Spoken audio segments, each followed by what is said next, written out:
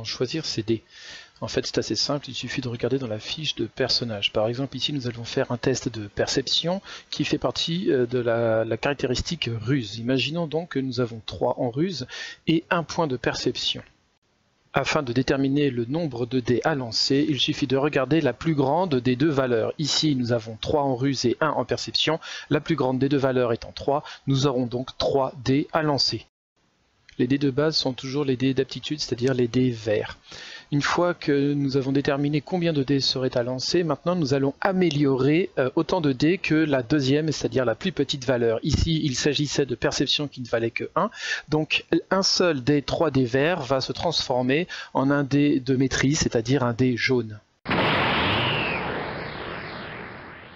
Il faut maintenant déterminer la difficulté de l'action.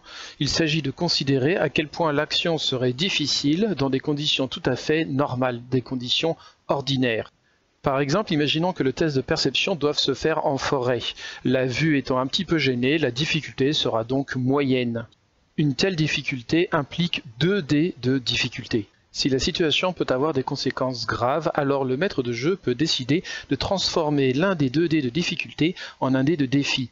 Il y a aussi une autre méthode, celle d'utiliser des points d'aventure afin de rendre les choses plus difficiles pour son adversaire. Pour ce cas, imaginons simplement qu'un danger important rôde ainsi, un échec pourrait entraîner une catastrophe.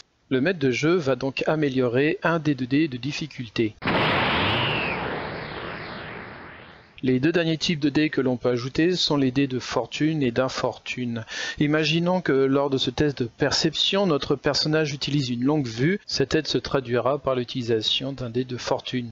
De plus, imaginons que cela se passe de nuit. On rajoutera donc 2 dés d'infortune à cause des mauvaises conditions de visibilité. Voilà, la réserve de dés est prête, il ne reste plus qu'à les lancer et voir ce que ça donne. Bon jeu à vous!